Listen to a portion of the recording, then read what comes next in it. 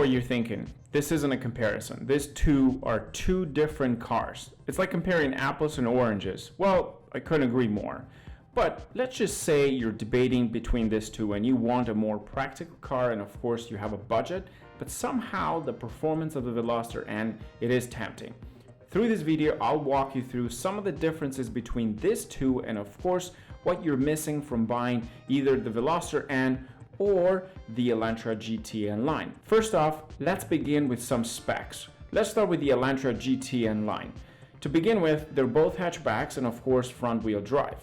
Price for the Elantra GT starts at the $27,000 Canadian. Performance-wise, you get a 1.6 liter engine, 4-cylinder turbocharged, producing 201 horsepower and 195 pound-feet of torque. It is offered in 6-speed manual transmission or in DCT automatic transmission. Let's move on into dimensions. The length of this vehicle is 170.9 inches long. Wheelbase is 104.3 inches. Ground clearance 5.9 inches. The weight itself is 3,014 pounds. Next on, the Veloster N.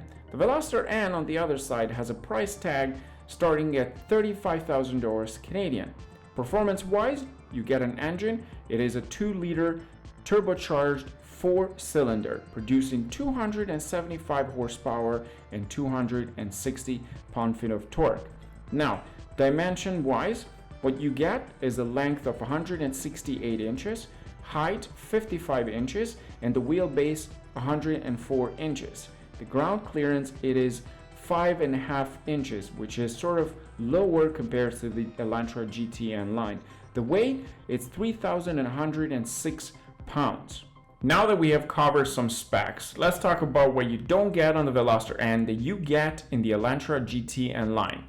First off, the Veloster N is available at the moment only in manual transmission. Meanwhile, the GT N Line is offered in DCT and manual transmission, in case if you don't know how to drive manual transmission. Second, the Elantra GT N Line has 5 doors, the Veloster N only 4 doors. Third, the Elantra GT N Line is considered a 5-seater, the Veloster N a 4-seater. Fourth, the Elantra GT N Line has a leather interior, meanwhile the Veloster N doesn't. Fifth, the Veloster N for North America is not offered with a sunroof in case if you want one. The GT N Line has a full moon roof with a shade. Sixth, the Elantra GT N Line has slightly better fuel efficiency compared to the Veloster N. Seventh and the last one, trunk space. The Elantra GT N Line has a bigger trunk, 24.9 cubic feet, and the Veloster N, 20.9 cubic feet. So these were some key differences between these two as far as specs. Now, performance-wise, we know the Veloster N is the clear winner. And to prove that, let's just have a short drag race.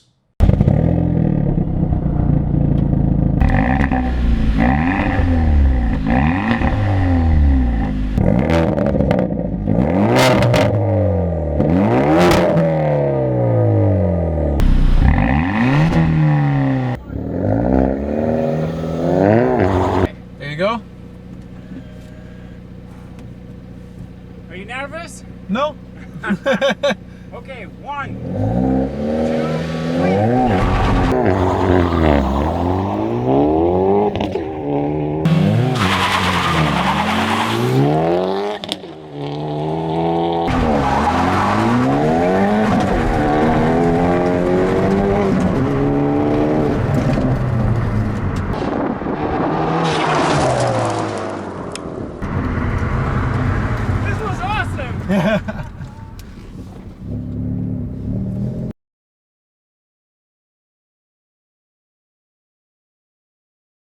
Now, here's the thing, the comparison for today's video. We're not comparing performance, let's be honest, because this just blows that thing completely. Like, there's no way that will be any better. But we're trying to do a comparison regarding the convenience and a day-to-day use. I'm sure some of you are looking in between this or that, and first thing, it's price. This is $7,000 more, and that's before all the delivery fees and the taxes and all that. The website, the Hyundai Canada website says the GT N Line, Elantra GT N Line starts at $27,000. This starts at $34,999, I believe. Yep. Plus taxes and deliveries, you're looking over 40 grand or so. So just under 40. Just under 40. And the idea here is, what's the most convenient for day-to-day, and is it worth the upgrade, the $7,000 more? Well, that question is very easy. Yes, it's worth, because you're getting more performance on this, more horsepower. You're looking at 201 horsepower, and this is 275. Correct. So that's a huge difference. And on top of that, 1.6 liter engine and a 2 liter engine over here, which is huge difference as well.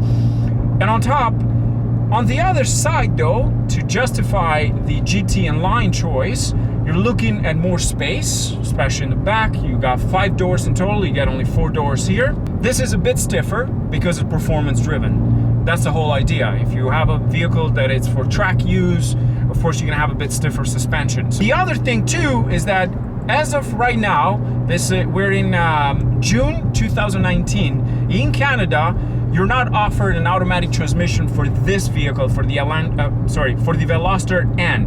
But the Elantra GT N Line has 2 options. You can get the DCT and manual. So if you're one of those guys that want a bit of performance, but you don't know how to drive manual, and I bet there's probably a lot of guys out there that don't know how to drive manual, then the Elantra GT N Line could be the option just because of that. On top of that, this does not come with sunroof. In Canada, it's not offered with a sunroof. In Korea, apparently, Dan was saying that they do offer for this model with sunroof. Right. A lot more options than that. But you do have some options on the N Line that you don't get in this. The first ones that I mentioned. On top of that, you do feel a bit more comfortable on that. It feels like the space is much bigger on the Elantra GT. But it's funny because that car weighs more than this, right? Correct. This doesn't weigh the same, but it is more fun. I love this thing. I just love this thing.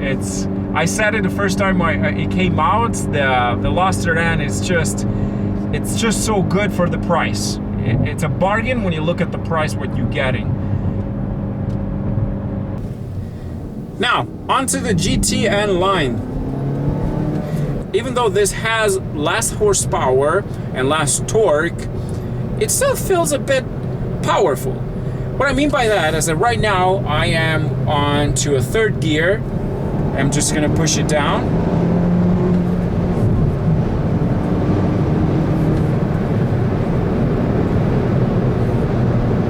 It does very well. It's not performance-wise, it's not at the same level as the Veloster N. Of course, we're looking at 2 different levels. The Veloster N at 275 horsepower, 2 liter engine. This is 1.6. So you don't expect that. If you're gonna buy a car for the performance side of it, then the Veloster N will be your choice. This is your day-to-day, but have some fun. That's the idea that Hyundai is coming out with this specific vehicle. What they're doing with this vehicle is what BMW and Mercedes is doing. It's like using their M badge and the AMG badge onto some other vehicles so that the fans will think that it's actually an AMG. By the way, the C43, it's not really a real AMG, and this is not a real N Line. It's just to give the impression to the buyers that it's actually an inline, but it's not. First, it doesn't have any N mode, which the Veloster N1 has. It doesn't have the same speed as that. It doesn't have the actual performance-wise. You got less brakes on this. It doesn't sound as wild as a Veloster N. It's not as aggressive as a Veloster N when it comes to the actual design.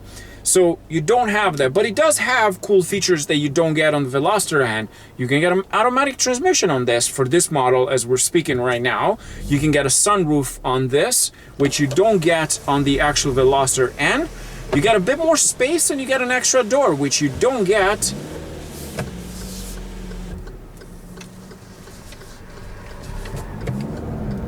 and you get a better turning radius, which you don't get on the actual Veloster N.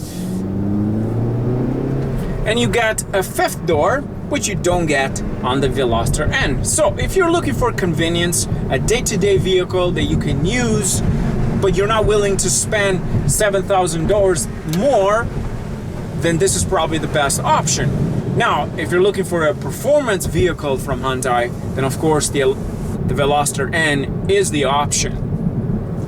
Anyhow, that was it for today. Thanks for watching, and as always, don't forget to subscribe. And special thanks goes to Dan for coming out today and let me drive it again. This is our second time. I did another comparison with my Focus RS, so you can look that up as well. The link will be in the description box. But that was it for today. Thanks for watching.